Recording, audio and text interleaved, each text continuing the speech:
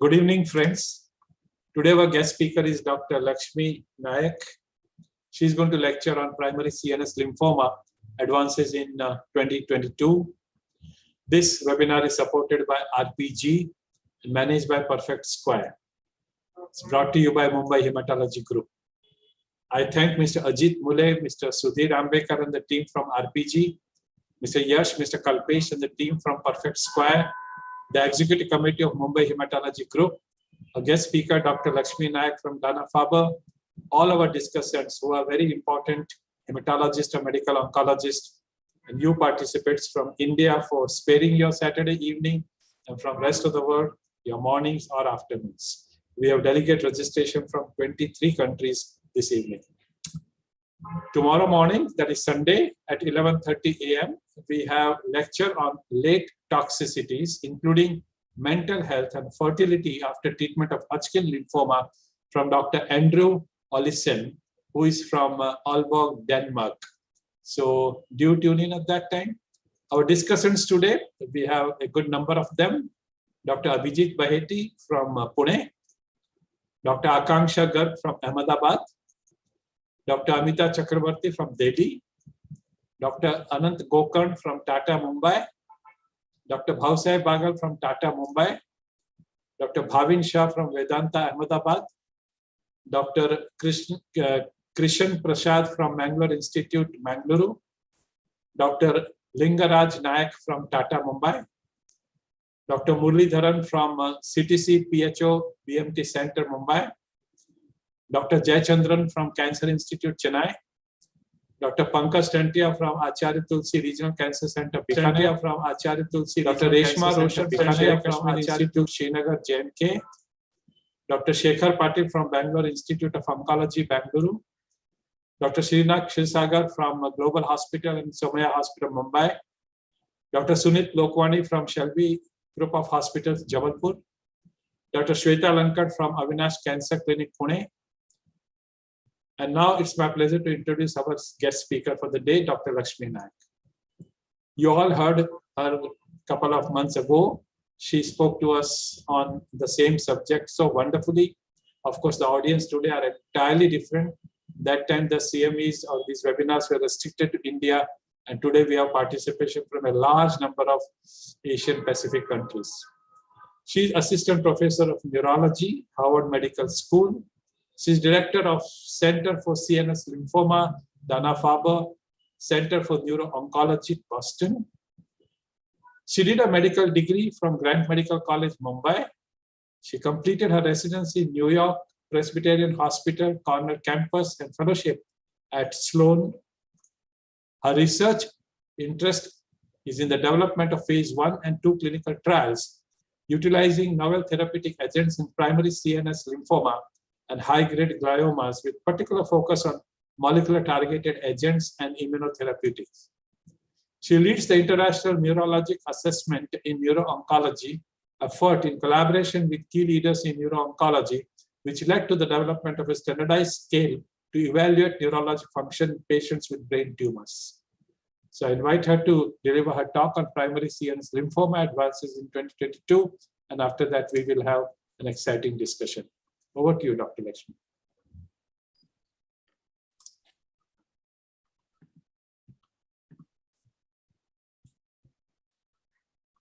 Thank you, Dr. Agarwal, for the kind introduction, and thank you, panelists and the audience for taking your time on a Saturday to listen to this talk. So I will talk to you about an update in diagnosis and management. Few key things have developed in the last couple of years. And of course, its application into what we do, what we have been doing for several decades. These are my disclosures. I will discuss off-label use of targeted and immunotherapeutic agents in the context of cases and clinical trials. I'll start first with the case.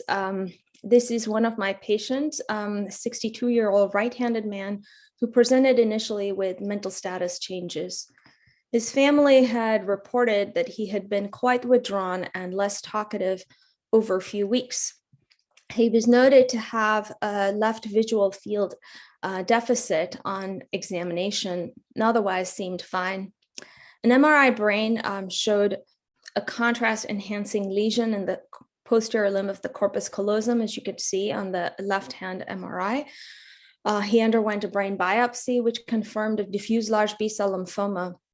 Extent of disease evaluation showed that all tests were unremarkable, and a diagnosis of primary CNS lymphoma was made. He was treated with high-dose methotrexate-based chemotherapy, to which he had a complete response. And this was then followed with a Thiotepa-based autologous transplant. This is his most recent MRI on the right-hand side, and he remains in remission at 5 years and doing very well. Primary central nervous system lymphoma, as you all know, is a rare but poor prognosis variant of extranodal non-Hodgkin's lymphoma that is restricted to the brain subarachnoid space, eyes, and spinal cord, in the absence of systemic disease. It's still considered rare, and while we are seeing an increase in incidence in the elderly, it accounts for approximately 6% of all malignant primary CNS tumors, with an overall incidence rate of 0.4 per 100,000 person year. The median age of diagnosis is 65, and older patients account for approximately half of the cases. However, the incidence rates are increasing in age group over 65 since the 2000s. And in fact, a most recent report from the French cooperative group of over 1,000 patients indicated that patients over 60 years of age accounted for over 70% of the patients. Diagnosis is made historically and traditionally by stereotactic brain biopsy. The role of surgical resection in primary CNS lymphoma is a bit unclear at this point, and historically we have not used surgical resection as we have in other primary brain tumors such as glioblastomas or gliomas in general. More recent reports have indicated that a complete gross total resection in single mass lesions in the brain for primary CNS lymphoma have improved prognosis and outcomes. However, these are retrospective analyses or post hoc analyses of some prospective trials, as well as other retrospective reports. So as of right now, we don't recommend surgical resection unless in specific cases to help with mass effect, or if there's a question with the diagnosis, as this tumor is quite chemosensitive and responds very well to traditional lines of therapy. We do recommend to defer corticosteroids until confirmation of histology. And as a reminder, an early diagnosis and early institution of treatment has definitely shown neurologic recovery. And in fact, if treatment is instituted within 1 month of presentation, there is statistically significantly improved overall survival. Other diagnostic procedures with low yield that may delay diagnosis and further treatment are CSF cytopathology analysis and vitreous analysis, although I will talk just in a minute about the role of CSF ctDNA. The International Primary CNS Lymphoma Collaborative Group recommends some baseline evaluation before starting treatment, and this includes a clinical evaluation, laboratory evaluation, assessing organ function, and then extent of disease evaluation, which includes MRI of the brain and spine, CSF studies, slit lamp examination to rule out intraocular lymphoma, and body PET-CT, as well as testicular ultrasound in older men, particularly if a PET cannot be obtained. A bone marrow biopsy is okay to skip if the patient is not on a clinical trial or if there's no question about the bone marrow function. And these IPCG criteria are currently now in the process of revision. We'll probably have new guidelines in the next year or two. Regarding radiology, the IPCG last year did publish a paper on newer recommendations. And this was primarily to also include assessment of non-enhancing tumor As you all know, primary CNS lymphoma is considered to be a whole brain disease, and not unlike gliomas are thought to be infiltrative. And occasionally we also see non-enhancing tumors as well. And so we included contrast enhanced T2 weighted FLAIR sequences now to assess a non-enhancing tumor in these cases. And although, unlike gliomas, pseudoprogression has historically not been so much of an issue for primary CNS lymphoma, in this time and age where we are using immunotherapeutic agents, such as checkpoint inhibitors, as well as CAR T cell therapy, where we can see tumor flare or pseudoprogression, it becomes important to tell the difference between relapse of tumor versus treatment effect. And so the IPCG now also recommends specific images and sequences to help determine the difference. And so for this reason, we like to use diffusion-weighted images as well as perfusion images to determine vascular permeability, as well as relative cerebral blood volume. And these can be used in conjunction with a PET scan as well in order to tell the difference. The standard MRI that is recommended by the IPCG is a 3 Tesla magnet. What about the role of circulating tumor DNA in CSF? Well, at ASH last year, Florian Scherer and colleagues presented their data on detecting the presence of circulating tumor DNA in blood as well as cerebrospinal fluid. And in their study, the earliest it took them to make this diagnosis was for about 5 to 7 days. However, with optimization of this technology, hopefully in the next decade, we can utilize this for making diagnosis, but at this time, this is still experimental. And we're also looking into the evaluation of circulating tumor DNA for minimal residual disease status after we have begun the treatment. The IPCG response criteria at this point remains the same, and further updates will likely come in the next year, but so far we use imaging, corticosteroid dosing, eye examination, and CSF cytology results in order for determining whether patients have a complete response, an unconfirmed complete response, partial response, or PD. To this date, age and performance status are the only two independent prognostic factors that are associated with outcomes. The ILSG also utilizes serum LDH, CSF protein, and deep brain involvement. Subsequent to these reports, more recent reports have shown other factors as well, such as eye involvement, the role of rituximab, etc., in prognosis. However, age and performance status are the only two that stand out. And so far, molecular features have not been identified to be associated with prognosis in larger studies, and we need to collaborate to be able to make this determination. Historically, the prognosis is poor, has been poor. However, in the modern times, the median overall survival is about 25 to 26 months based on SEER studies, population studies, as well as cooperative group studies. The overall 5-year survival rate is 31%. However, it remains to be seen that these optimization of treatments have really not contributed to improved survival in the elderly since the 1970s or 80s.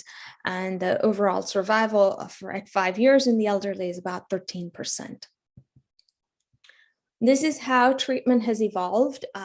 In the 80s, people were using whole brain radiation alone. The 1990s saw the introduction of high-dose methotrexate. The 2000s saw less usage of whole brain radiation and high-dose chemotherapy and autologous stem cell rescue in appropriate candidates. And in 2020, we are looking at targeted therapy and immunotherapy.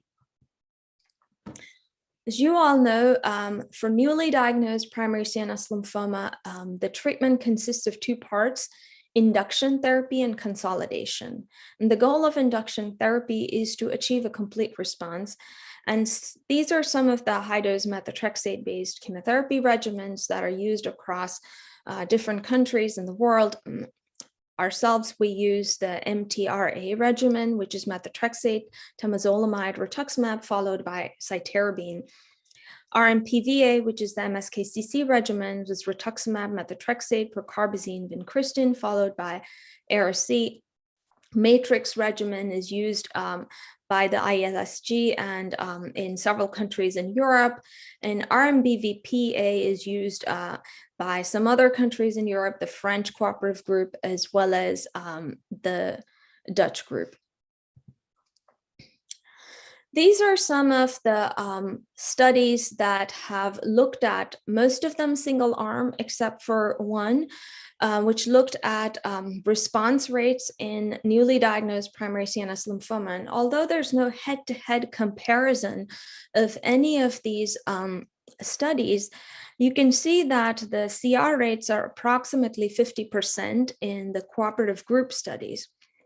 At the bottom row, I've included the French cooperative group retrospective study, where just to show a real-world assessment of what CR rates look like. And with any high-dose methotrexate-based regimens, the CR was 46% in their patient population. So there are a few randomized trials that have assessed the sequential addition of chemotherapy in primary CNS lymphoma, and the IL-32 had two randomizations. And the first randomization had the introduction of rituximab or rituximab and Tytipa to their baseline of methotrexate and cytarabine. And here in this study, in 227 randomized patients, they found that the matrix regimen fared the best. So in that study, the regimen which contained rituximab showed an improved response rate with the addition of rituximab. However, it was not powered to study this at that time. Nonetheless, the numbers looked better as well. The HOVON and the ALLG, which is the Australian, New Zealand, and the Dutch study group, looked at the role of rituximab in newly diagnosed primary CNS lymphoma. And this was a randomized phase 3 study, unlike the ILSG, which was a phase 2 study. And here they compared their MBVP regimen with the addition of rituximab. Their primary endpoint was to look at event-free survival. An event here, in addition to including progression or death, also include the lack of complete response. And you can see on these curves that the event-free survival was no different between the two groups, and neither was the overall survival. Of note, in this study, the majority of patients ended up receiving whole brain radiation for consolidation. And this was a study which showed no difference in survival. The question was whether it was related to the specific methotrexate-based regimen used. And in this study, in a post hoc analysis, they did see an improvement, a trend for improvement in their younger patients, although not so much in their older patients. So I'm going to go back to the ILSG 32 because they recently published their long-term results. And here I'm just highlighting the role of rituximab. And you can see in the table here that the CR rates, as I indicated above earlier, were higher on the rituximab arm. And their 7-year overall survival was significantly improved on the rituximab arm compared to the methotrexate and cytarabine alone. It's quite interesting, though, as a caveat, that the 7-year progression-free survival did not meet statistical significance, although as in sheer numbers, it was better. So the jury is still out, especially in this COVID era, where we have seen that the addition of rituximab, or patients that receive rituximab have lesser immune responses and antibody responses to the vaccines. And so it begs the question how we should utilize rituximab. Having said that, the majority of us do continue to use this in most of our patients, unless there's a specific contraindication. Moving to consolidation, and the goal of which is preventing disease recurrence. And historically, we have used whole brain radiation. And then we have moved to transplant. And now we're also looking at studies with chemotherapy alone. One of the reasons we started moving away from whole brain radiation was because of the combination of high-dose methotrexate and whole brain radiation, which was found to develop neurotoxicity.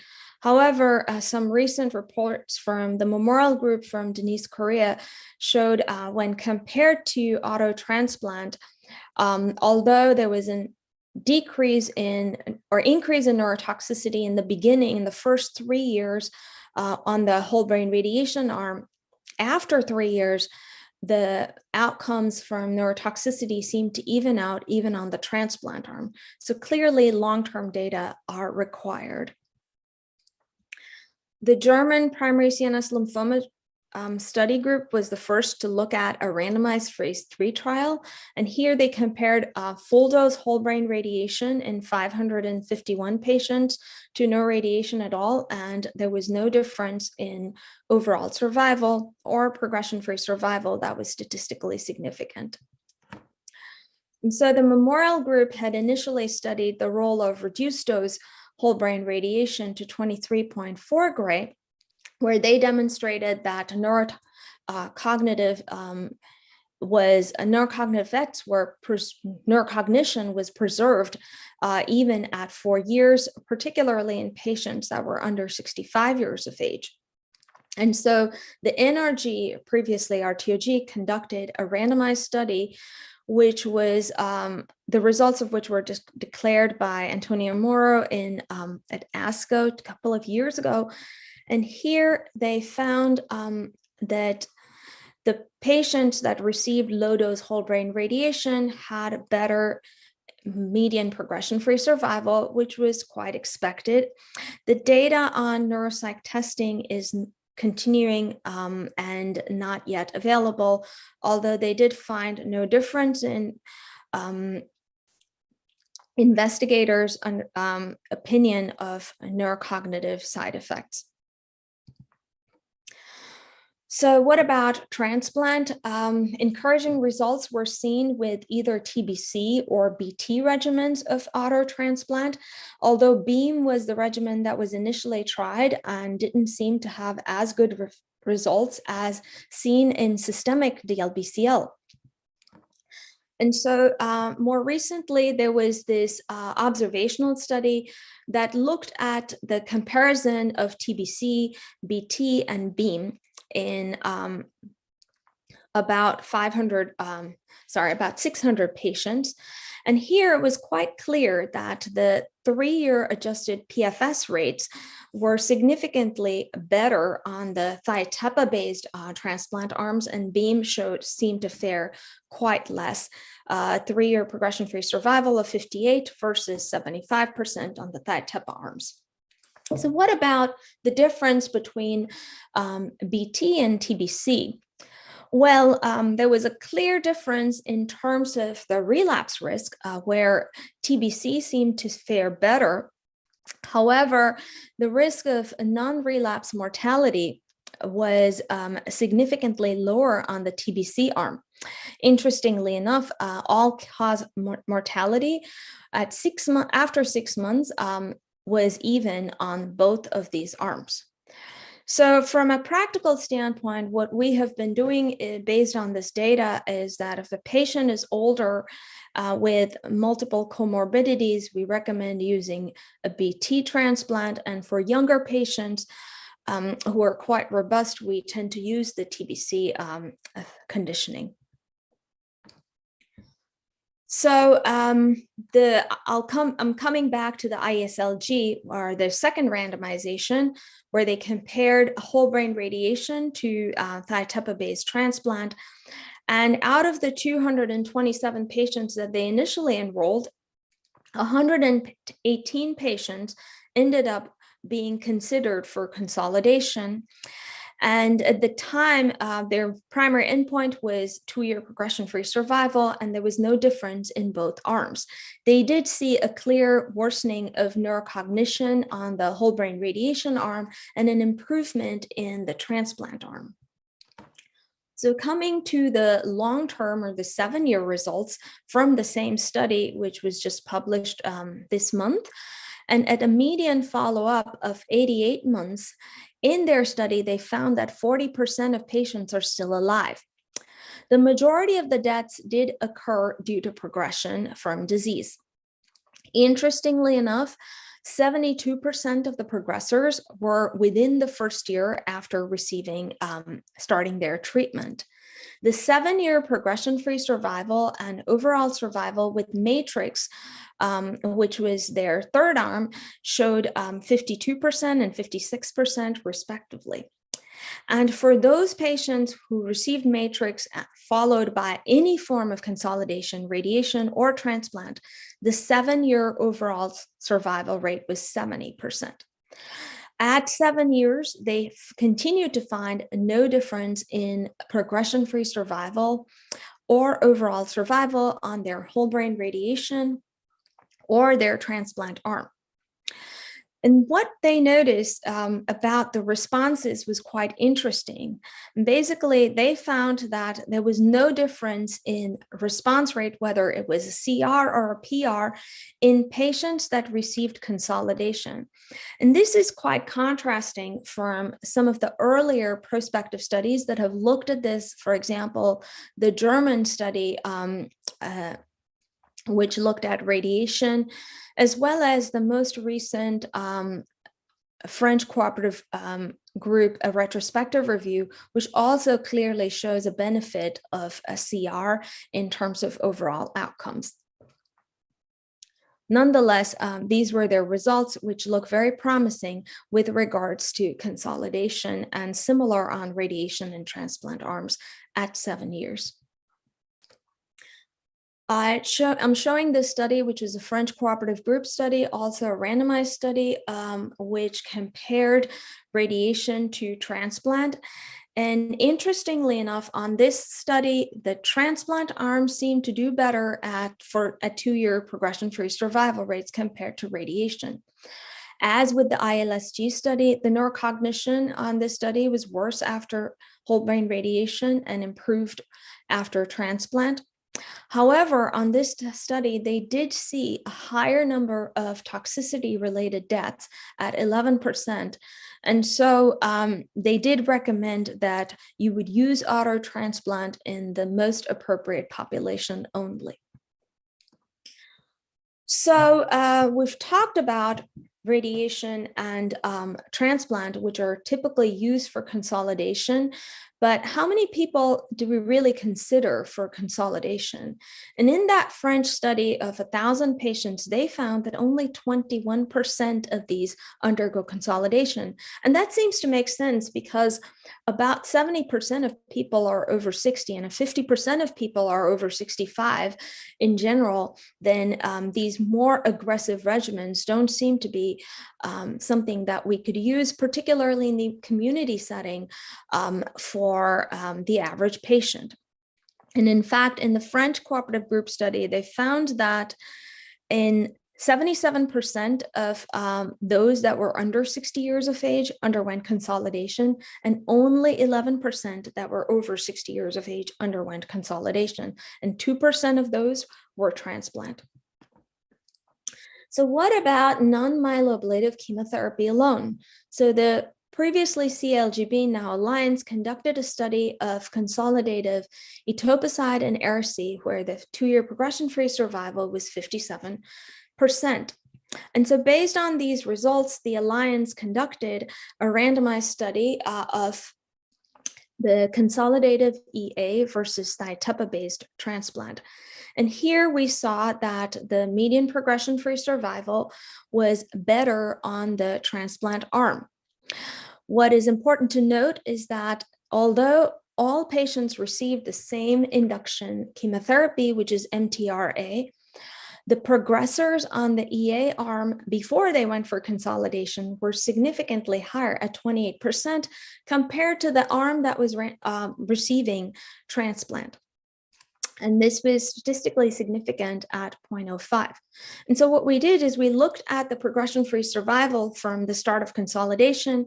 And here we saw there was no statistically significant difference between chemotherapy and transplant. However, there was a trend to improved survival on the transplant arm. And perhaps we see this only as a trend and no statistical significance because of the numbers being rather small. So more to come on this, especially when we have more data. And there's also other ongoing studies of looking at consolidative chemotherapy versus transplant currently that are ongoing, the results of which are still pending. So what are the challenges that we face with these upfront treatments? Well, as I mentioned earlier, transplant and radiation are only for a select few that are typically younger with relatively less comorbidities. And then there's a concern of treatment-related mortality or neurotoxicity in older patients. So approximately half of the patients don't qualify for consolidation, and about 25% of patients tend to have disease that is refractory to initial high-dose methotrexate-based chemotherapy. So we clearly need to optimize upfront induction regimens, and we're currently working now on addition of targeted agents, which I will come to in a minute, in upfront induction regimens to improve CR rates, which again, as a reminder, are close to 50% in most of the cooperative group studies. So what have we been looking at in terms of salvage, and what can we give for relapse and refractory disease? So this table just highlights most of the chemotherapy regimens that have been used. And even more recently, Andreas Ferrari and colleagues resurrected R-CHOP by using a tumor necrosis factor, which was used to improve the vascular permeability in tumors. And they were able to show that higher concentrations of chemotherapy were getting into the tumor, and the response rates were at 75%. However, with that study, as well as the study that Christopher Fox led with Thiotepa, ifosfamide, etoposide, and rituximab, although we see improved response rates, the progression-free survival rate, regardless of the chemotherapy, which seem to repeat, remains under 6 months. And so does the overall survival. It's approximately less than 2 years, and 1 year in or lower in the majority of the studies. And the only one which seems to remain separate and is highlighted are transplant studies. And these were from the time that we didn't use transplant as first-line therapy. So that brings me to the role of targeted agents and immunotherapy in primary CNS lymphoma. But in order to segue into that, I'll first talk about the pathophysiology of primary CNS lymphoma. So before 2010, we used to think of this quite indistinguishable from a systemic diffuse large B-cell lymphoma, as it looked quite the same on H&E sections with similar B-cell expression markers. With With IHC, we found that it seems to fit into the ABC subtype, which is considered to be the more aggressive subtype of DLBCL. However, with recent introduction of genomics and transcriptomics, we now recognize that primary CNS lymphoma has a significantly different copy number alterations, chromosomal rearrangements that are quite different from a diffuse large B-cell lymphoma, and is indeed a distinct disease with molecular targets that are proved to be important in terms of clinical trials and using these to treat patients. So we found that primary CNS lymphoma exhibit near uniform increased signaling of toll-like receptor signaling pathway by means of MYD88 mutation, as well as increased signaling of BCR pathway. Now here you could see BTK links BCR and TLR to NF-kappa B. And this figure highlights all the targets or the nodes which can be utilized for therapeutics. Here upstream, you can target SEEK, PI3K, BTK, IRAK, and then downstream, we see the role of IMiDs. So I'll start with targeting the PI3 kinase AKT mTOR pathway, as this was the first trial of a targeted agent in a relapsed refractory primary CNS lymphoma, utilizing an mTOR1 inhibitor, temsirolimus. We and others have found that the PI3 kinase pathway is very active in CD79B mutant primary CNS lymphomas. And so in this study, the response rate was 54%, but the median progression-free survival was dismal at 2 months. Nonetheless, this was the beginning of such investigations. I just wanted to highlight some of the work that we've done and some of the work that my colleague Christian Groms from Memorial has done with copanlisib in our preclinical studies, as well as paxilosib, which is a pan-PI3 kinase inhibitor that is brain penetrant.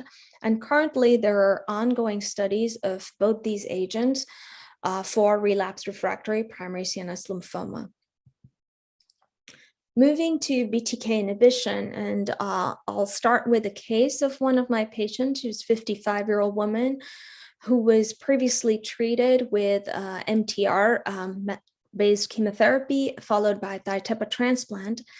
And within 3 months of completion of the transplant, this was her MRI, which showed multifocal enhancement.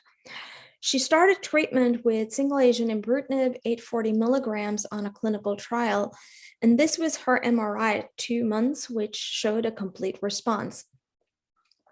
Ibrutinib is a first-in-class oral BTK inhibitor. We just talked about the high proportions of mutations, particularly MYD88, which are seen in primary CNS lymphoma. And so the initial studies looked at single agent ibrutinib dose escalation, as we've found that ibrutinib concentrations in CSF at higher doses have higher CSF concentrations in PKs. And with single agent ibrutinib in the phase 1 as well as phase 2 study, the response rates were 70 to 52% in the phase 2 cooperative group study, but the median progression-free survival on both studies, again, under 6 months. Just as a point to note, the response rate is higher than reported even in the ABC subtypes of the diffuse large B-cell lymphomas. So a couple of groups looked at the combination of ibrutinib with chemotherapeutic agents. And here they found that the response rates were similar in the 70 or 80% range.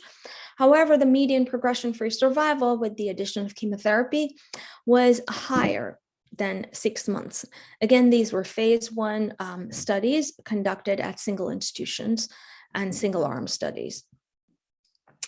Some of the unique toxicities that were noted with ibrutinib were particularly in the dose-adjusted TED-R regimen was invasive aspergillosis, leading to 28% deaths. And this was thought to be related to antagonism by ibrutinib of wild-type BTK in myeloid cells that mediate the innate immune control of Aspergillus infection. It's important to note that this high rate of aspergillosis was seen particularly in this combination. And in fact, in all of the other reported studies, the incidence remains under 5%. Nonetheless, it is something important to be aware of and be prudent enough to look out for this when we treat our patients with ibrutinib.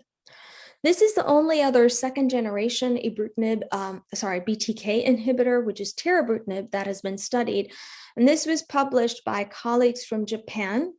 In this phase 1/2 study in 44 patients, the objective response rate was 64%.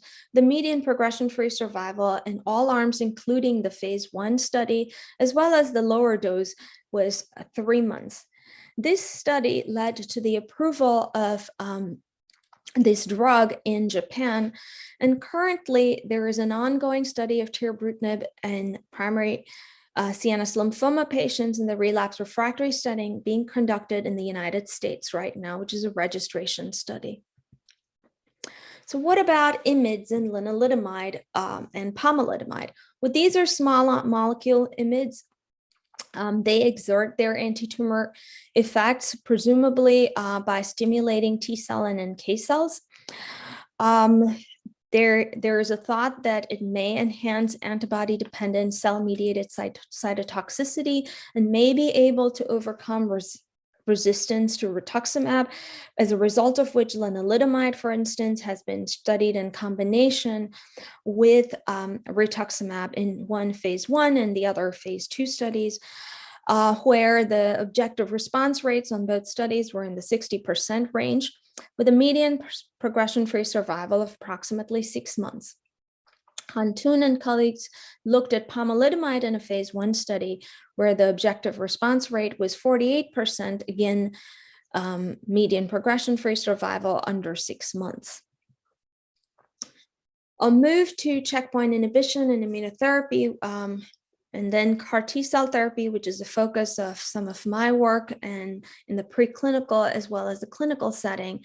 Well, based on some of the data from Margaret Shipp's group that showed increased copy number alterations of 9p24.1 that led to increased expression of PD-L1 and PD-L2, we tried single agent nivolumab in our relapse refractory primary CNS lymphoma patients, where the initial results in our cases and retrospective series looked quite promising. That led to an international phase 2 study, the results still pending. The French cooperative group conducted a phase 2 study of pembrolizumab, and the results were not as good as initially seen with the initial case reports, with an overall response rate of 26% and a 6-month progression-free survival of 30%. Nonetheless, we do believe that there is some synergy with these drugs with some newer targeted agents, and currently these drugs are being studied in combination with chemotherapy in the upfront setting, as well as in combination with chemotherapy and targeted agents in the relapse refractory setting.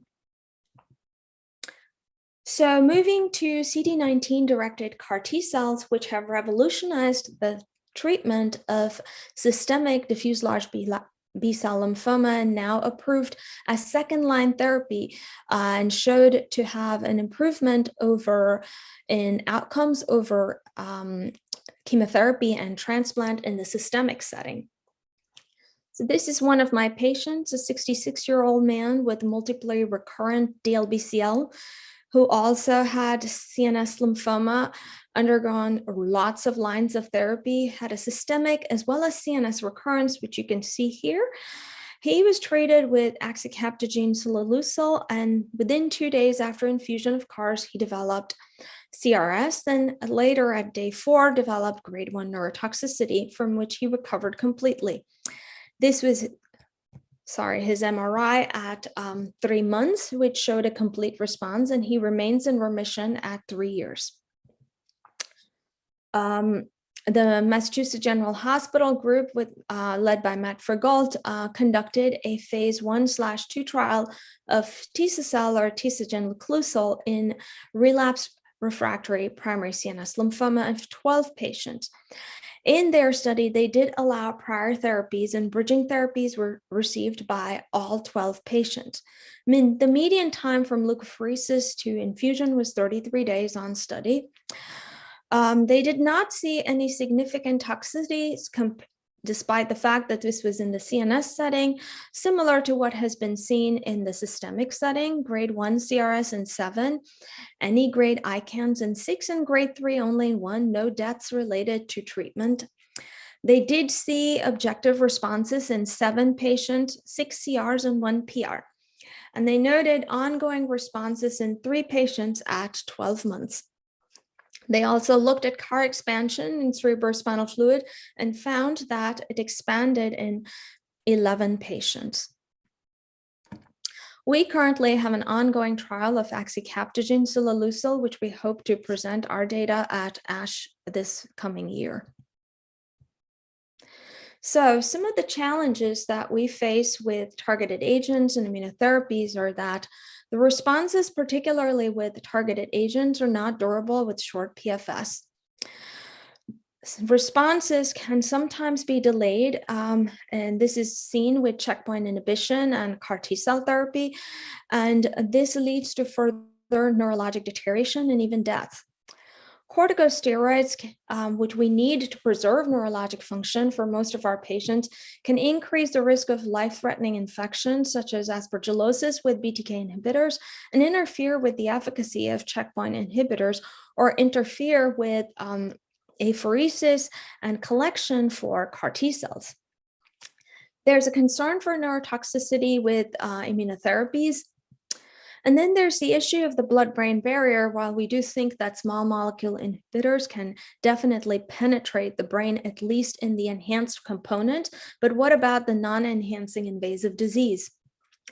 It's quite clear, though, resistance mechanisms are quite important for us to understand, and combinations of some of these drugs, either with chemotherapy or with each other, are necessary for us to move further in improving outcomes, particularly in elderly. In conclusion, this is a distinct disease with unique targets, and while we are investigating the role of ctDNA to eliminate the need for surgery, right now tissue is very important.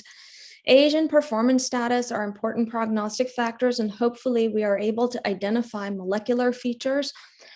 Early diagnosis and institutional therapy is important.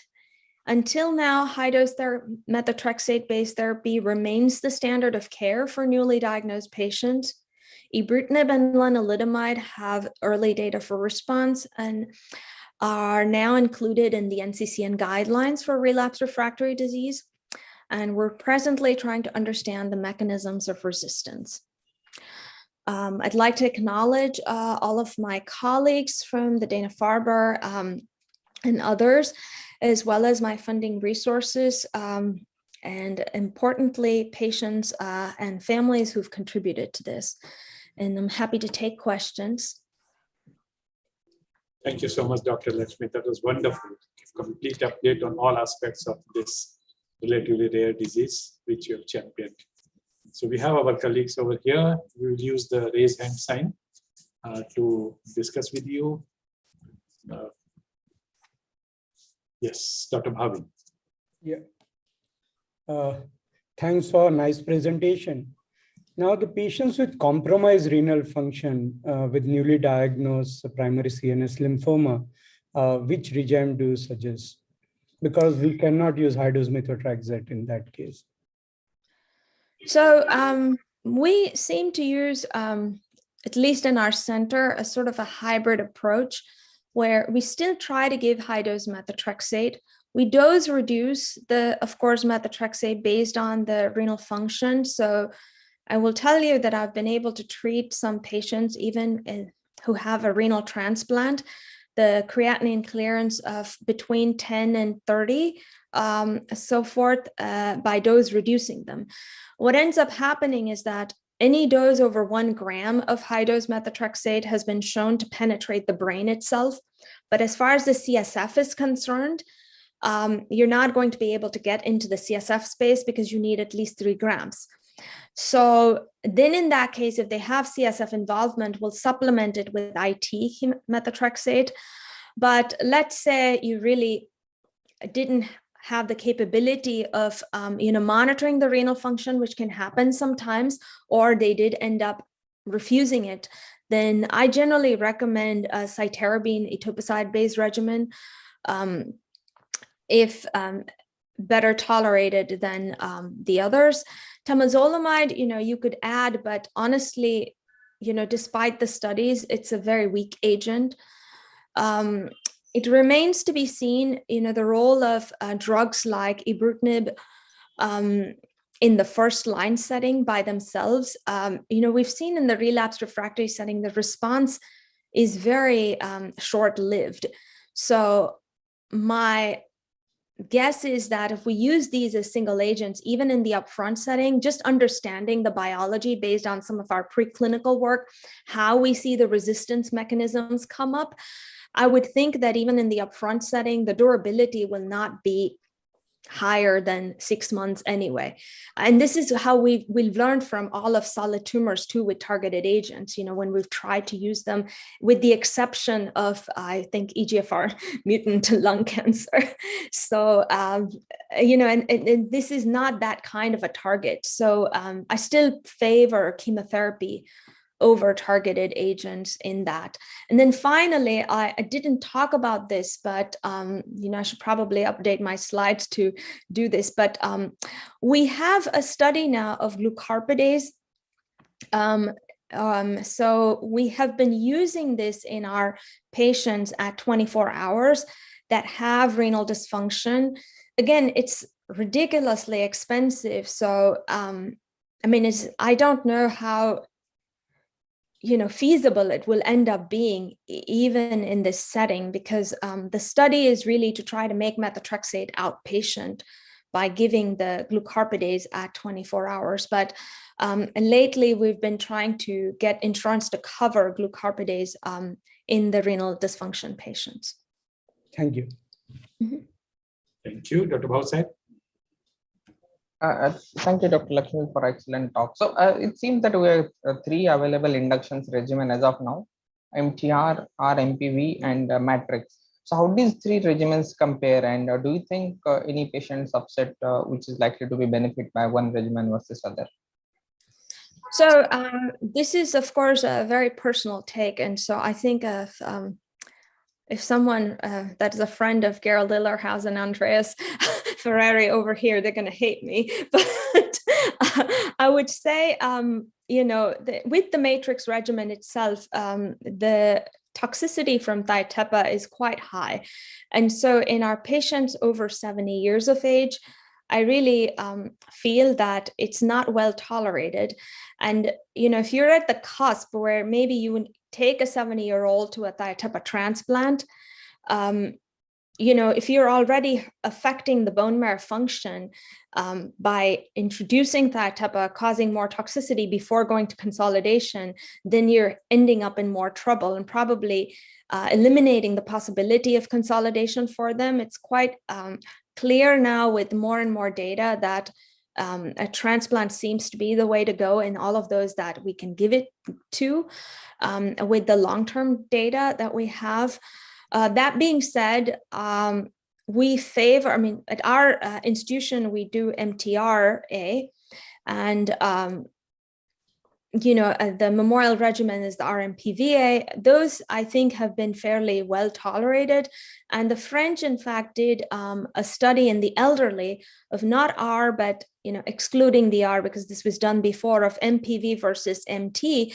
And they found that it was actually quite well tolerated. And given that most of these patients are older, I favor those regimens over the ITEPA-based regimen. Yeah, thank you. And one common thing which happens is we have to dose reduce methotrexate because of renal dysfunction or whatever issue.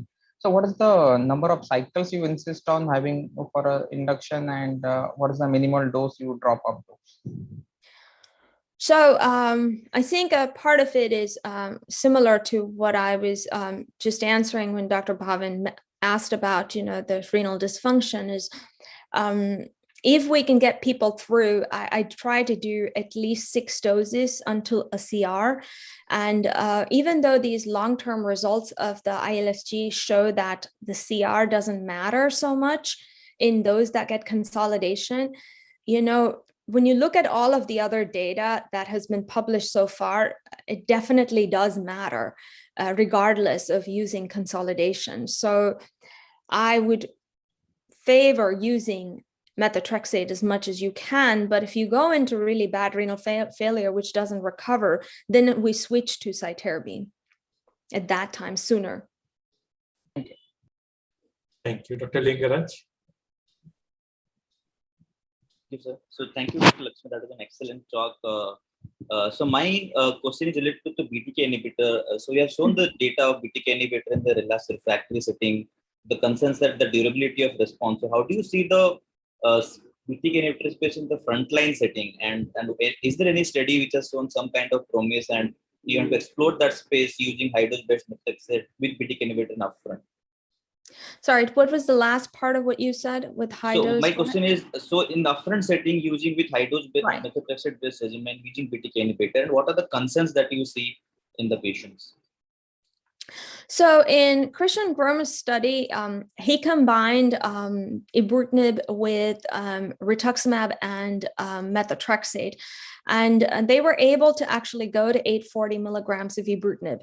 I would actually say that the fate of the BTK inhibitor is mostly in the next generation BTK inhibitors because, they're definitely cleaner drugs. They've shown better efficacy as well as tolerability in, Waldenstrom, CLL, mantle cell, and all types of, diseases that you utilize them in. And so we are currently working on actually combining the MTR and RMPV regimens with a BTK, next generation BTK inhibitor in phase 1 studies, to see if the response rate would be better. One of the challenges is that I don't think from a toxicity standpoint with BTK, we might see that many issues.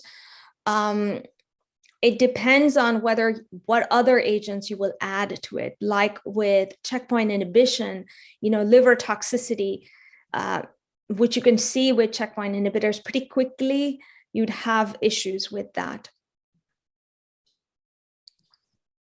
Thank you.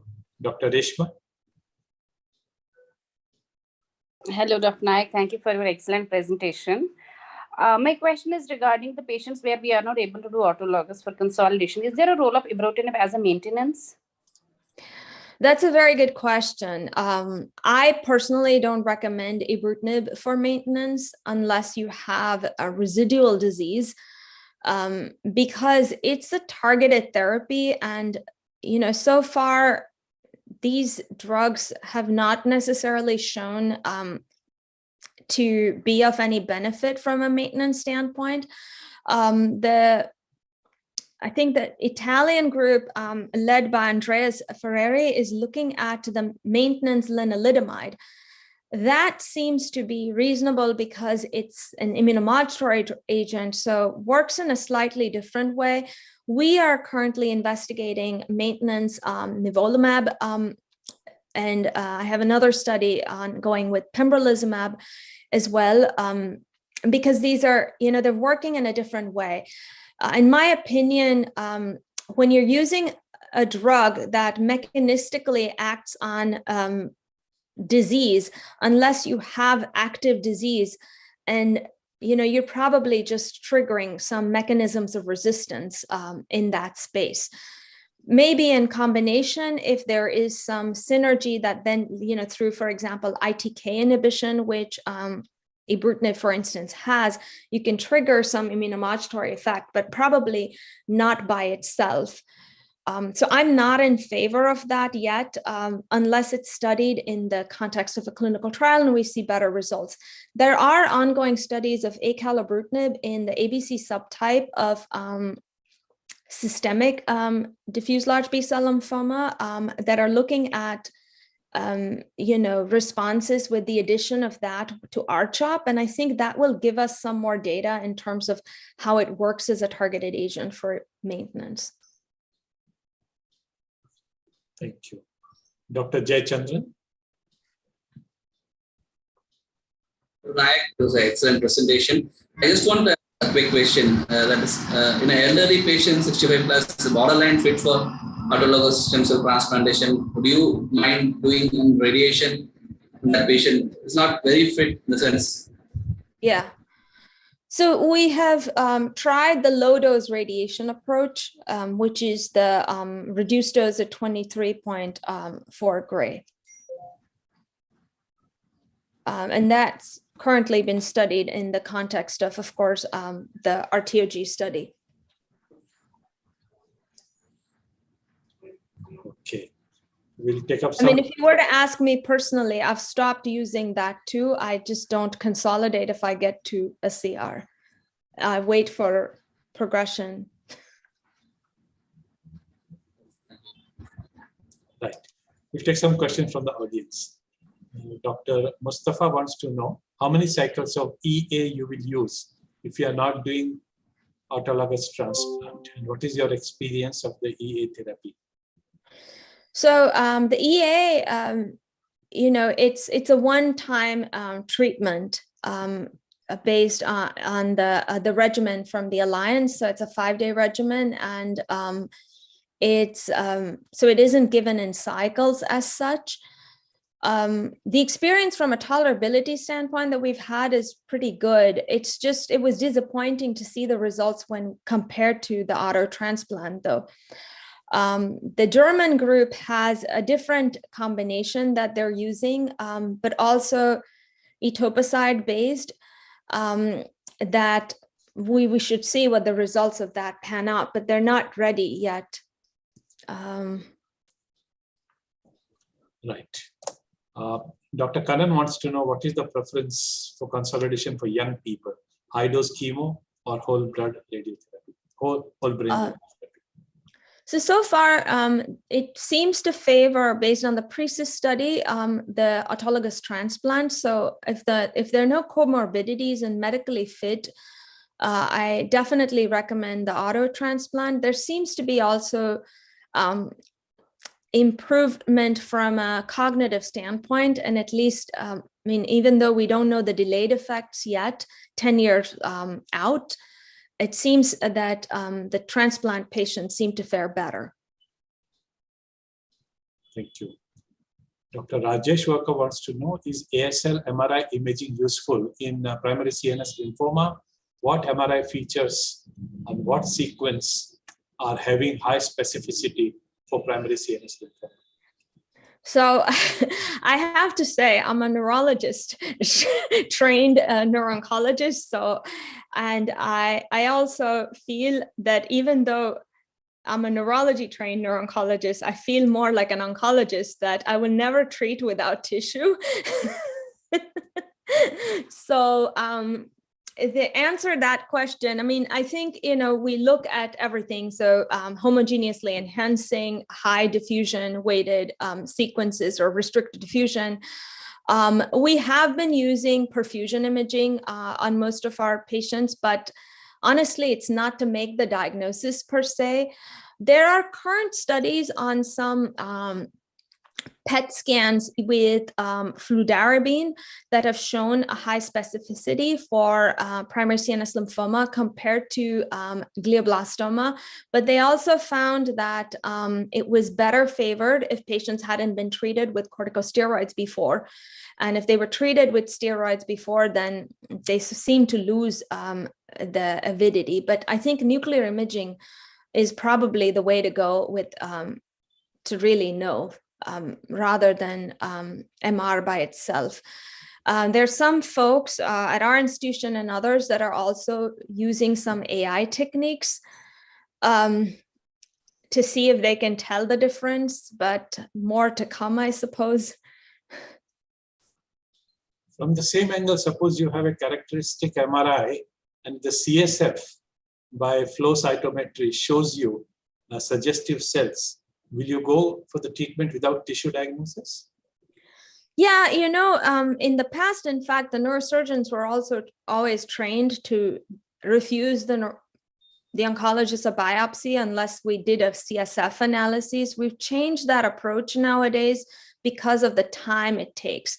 I think what the data at ASH was suggesting in terms of getting the molecular sequencing and to get the genomics so that we can eliminate the need for a biopsy. So what we have been doing in our group is we've been actually sending CSF, for instance, for MYD88 mutations, especially those that came to us after being treated with steroids, where even if we went ahead and biopsied, it was a negative biopsy. So then we use sequencing in the CSF to tell.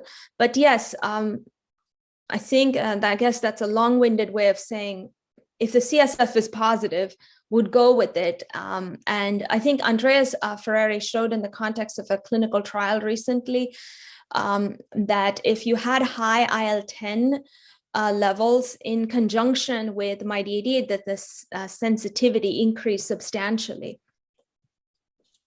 If a patient has received steroids and comes to you, and your repeat neuroimaging shows that the tumor has significantly shrunk, will you do a biopsy immediately, or you will wait for it to increase and then do a biopsy? So if it's what I've been doing is, of course, we stop the steroids cold turkey. We look at the diffusion sequences. If you still see restricted diffusion, you can talk to the surgeon about where they would target if they're able to get there. I think it's reasonable enough to go, especially if the patient is sick. If the patient is better and neurologically stable, I would repeat it in 7 days or so, just to get a higher yield. What I've also told, again, this is all very much dependent on, how good a collaboration with the neurosurgeons you have, because we recommend for them many times to do an open biopsy instead of stereotactic, where they can actually visualize and see what they're targeting. So how often you do the open biopsies? We're trying to get them to do it most of the time, actually, Okay. So that we can get more tissue. Honestly, no advances unless we get tissue. And, in the hands of good neurosurgeons, which you have in Bombay as well, the chances of these risks are very low. And for gliomas, we do surgeries all the time that are in difficult places. So I wouldn't recommend it in a non-advanced center, of course, definitely not. But I think in advanced centers, it's reasonable. Thank you. Dr. Akanksha.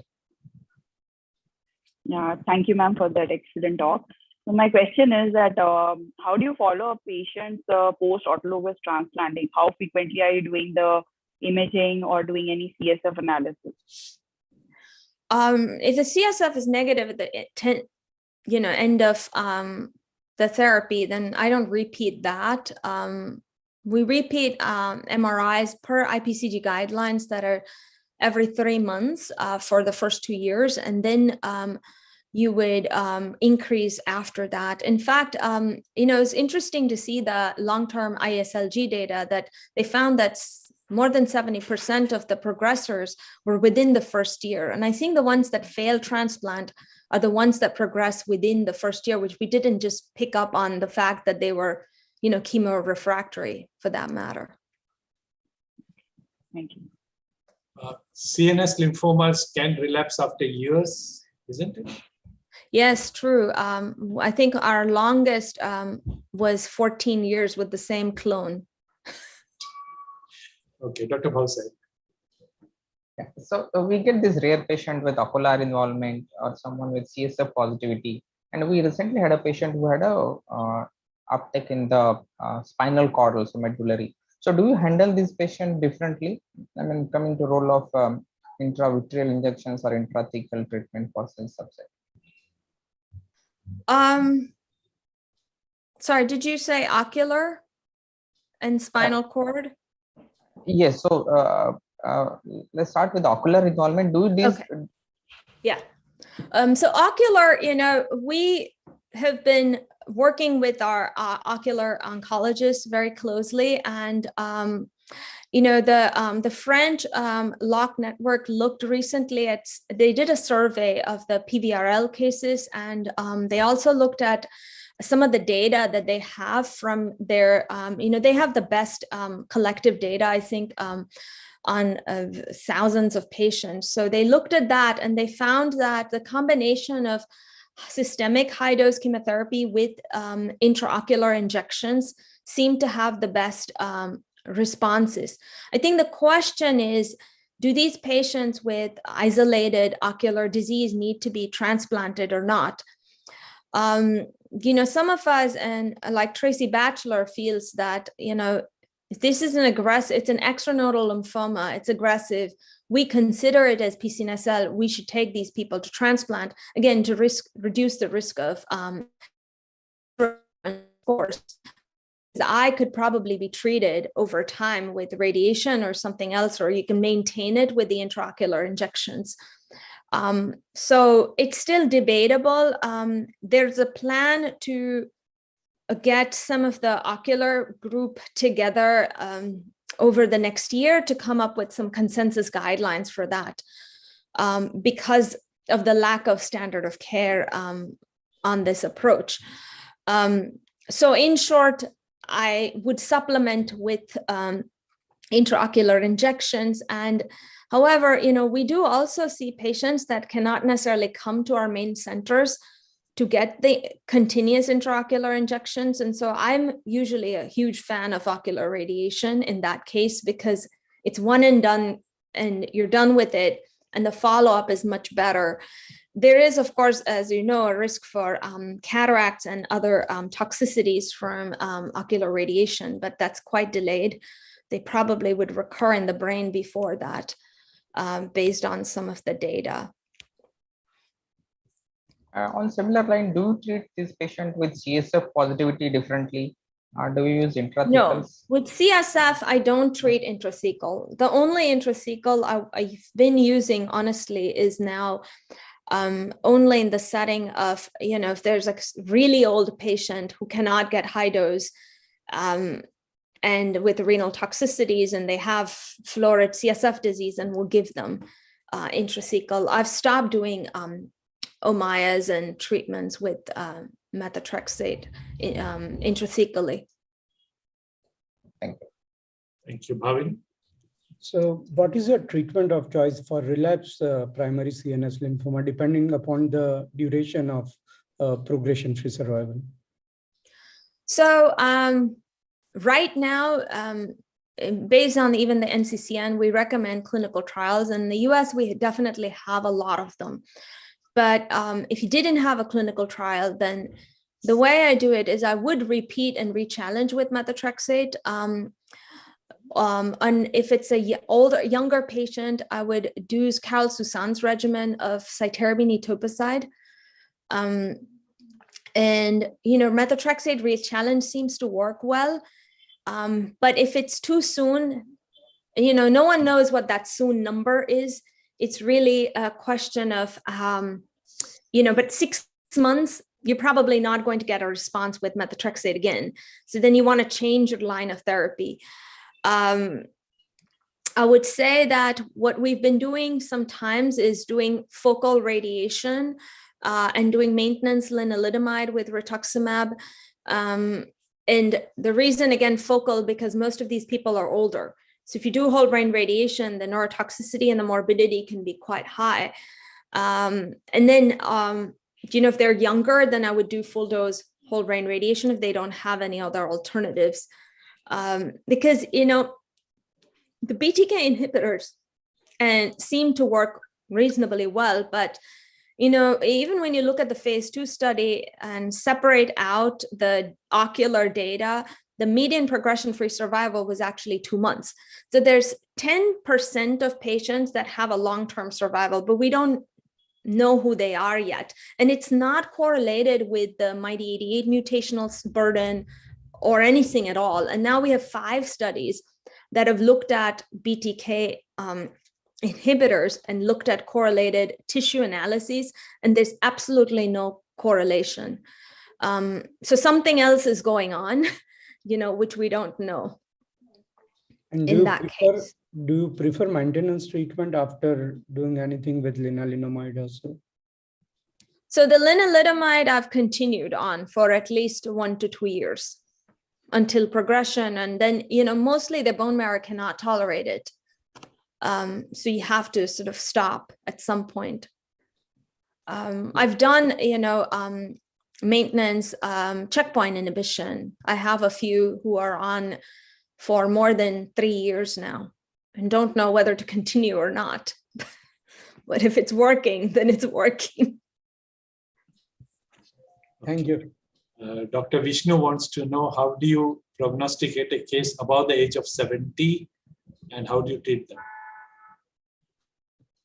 So, I think it's quite clear above 70, it's the prognosis is worse than if they were under, if they're at 70, if it's a good 70. And I think we've been saying this in most of our papers too. We don't like to use the chronological age as such, and we want to see what their, how fit they really are. And if they're fit, then, you would treat them as aggressively. There are some efforts going on to do some sort of reduced kind of conditioning and then doing a stem cell rescue. I'm not a huge fan of that, but our oldest patient has been 75 that we took to an auto transplant that didn't really look like 75, very healthy overall. Because sometimes you'll find 60-year-olds that are not in good shape either. So I think you really want to look at it as an individualized case. Someone asked about the combining low-dose whole brain radiation and transplant. So the original, I think European study had combined full-dose radiation and transplant. But when you look at the long-term data that has come out from all of the transplant studies, single arm and this randomized study, the more recent one, the 7-year and 5-year progression-free survival with Thiotepa-based regimens is, 70% at least. So that's pretty good. I wouldn't want to add whole brain radiation, even if it was reduced dose, because Thiotepa causes some cognitive side effects. It's not like radiation, but definitely we wouldn't know how much of, how much we would gain by it either. One last question here is, for autologous transplant, TBC is the best conditioning regimen. What do you do? So that is, as the Scardo study in JAMA showed, of course it was observational. So, they didn't really see much of a difference between Thiotepa and, any of the Thiotepa-based transplants, the TBC versus BT. So if for our robust young patients under 60, we definitely use TBC. We use BT if they are older. So when they get over 65, and if they have other comorbidities, I would prefer the BT. And, if they had a lot of cognitive side effects too from the disease itself that didn't really recover much after the methotrexate, then too, I would do the BT. The Europeans use mostly BT, and there's other data that look pretty good. Thank you. Anybody else has any difficulty? Hello. Yeah. Yes, please. Yes, any question? Yes, this is Dr. Shekhar Patil, sir. Yeah, Shekhar. Yeah. So we have a patient of ocular involvement presented with some blindness to an ophthalmologist, and it was diagnosed to have a retinal and vitreous involvement by a primary CNS lymphoma. All other workup is negative. CSF is negative, MR brain is negative, MRI of the spine is negative, and confined only to the eyeball. So the ophthalmologist is giving regularly lesional methotrexate, then rituximab, going on for last 3-4 years. And patient is doing reasonably good with the treatment. And what is the role of using a systemic therapy like any other primary CNS lymphoma? Should we treat? Madam was talking about using a high dose therapy with autologous transplant. I am asking a basic question: should we really treat with high dose methotrexate also? That is what my question is. I think you sort of answered what I was trying to say earlier, or like you made that point very eloquently, because I don't think we really know. The data is all retrospective, unfortunately, for PVRL. So, there's some data that shows it's only intraocular injections, then there's ocular radiation. And I think the original data that the IPCG published, there was no difference in adding systemic chemo versus intraocular. The more recent data, they thought that combining the two is better. But, in your patient, clearly, they've done well with only intraocular injections, and that's it. It's just that if you did the high dose chemo and the intraocular injections, when you were in CR, you would just stop. But the ophthalmologists have a very different approach compared to us, right? And they continue on this the maintenance sort of injections, even though there's no active disease. And I'm not 100% sure what the role of that is. Again, no one knows. It's a very operator oncology or ophthalmology dependent answer, I think. I follow this patient with regular MRI, CSF, everything. Yeah, I mean, that's as much as we could do. Yeah. And they go on asking us that whether it can give some treatment, but I have not given up. I would just stop, won't you? I mean, it's 3 years. Yes. Young lady, that's yes. Yeah. Thanks, Shekhar. Saib, you have another question? Yes, sir. So Dr. Lakshmi, it's about the role of rituximab. We have this conflicting data from these studies and the meta-analysis also. And the way it is used in MTR is given weekly, and in other two regimen, it is quite spaced out. So what's your recommendation for using it? And your thoughts on intrathecal rituximab? Do you think it would be beneficial? So 2 separate questions. I'll answer the rituximab systemic first. The reason we use it weekly in the MTR regimen is because if you see, the regimen actually recommends only 6 doses of rituximab, and the premise was that rituximab is a large antibody. In fact, James Rubinstein and the MSKCC study also showed that the level of rituximab that you get in the CSF is very low, and especially it's very subtherapeutic compared to systemic or blood levels.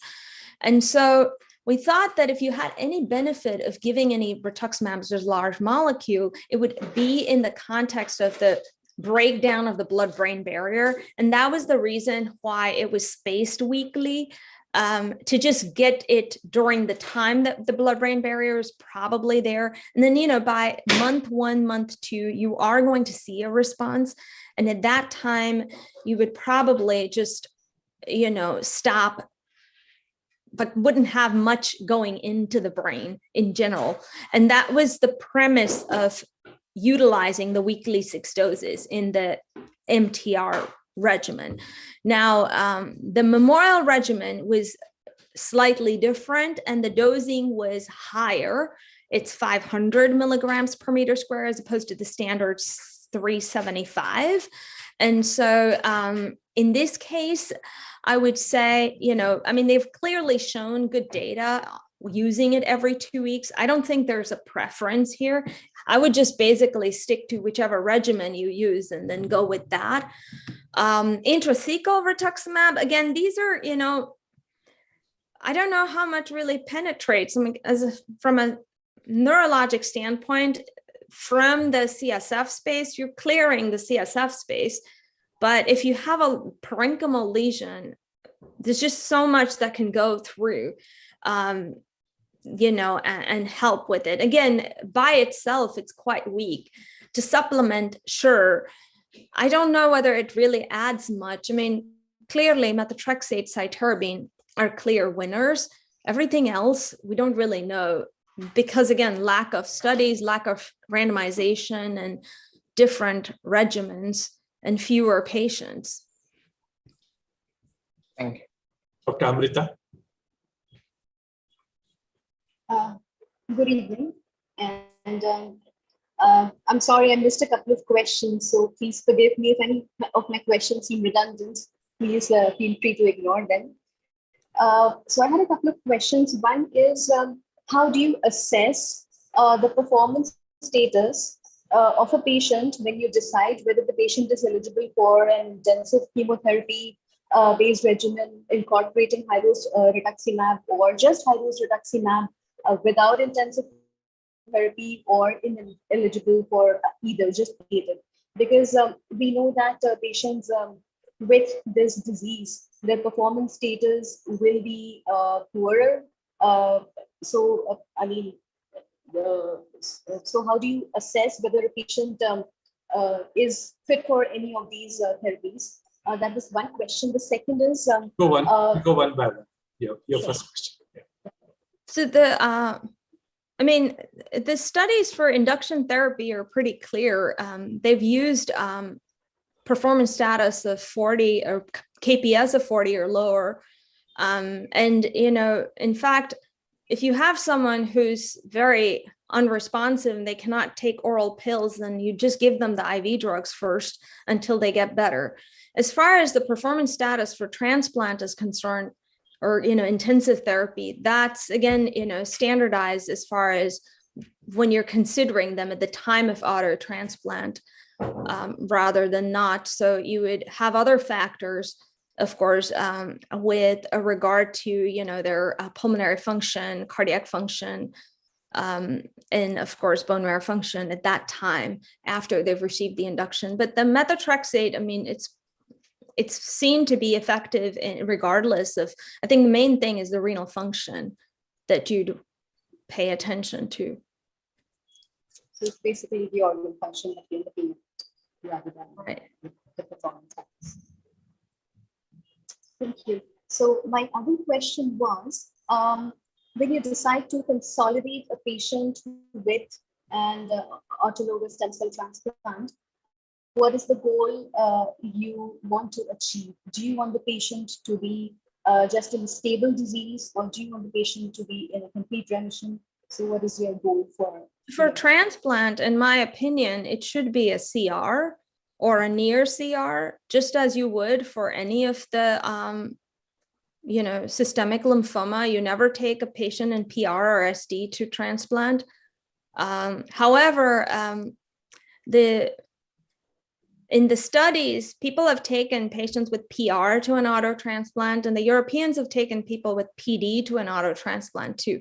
So, I think in the first recurrence, I would we're not in favor of taking anyone. We never, at my center, take anyone with PD to an auto transplant, but if it's a near CR, that's reasonable enough. So you try to get someone, because you want to make sure they're chemosensitive. The last thing you want is someone that relapses within 3 months, and then they're ineligible because the counts can take time to recover, as you know. I have to leave in a couple of minutes, and it seems like there's a couple of questions. You can go through them, and if you feel there is something interesting, you can answer. Otherwise, we call it. There are 2 questions lying there. It says, what are the center response rates for MTRA in PCNSL, and can we use matrix-like protocols in secondary CNS lymphoma? I think the response rates most single center response rates are always slightly higher. The overall response rates, I think, are about 80%, but the CR rates are what are lower, which is close to 50 to 60.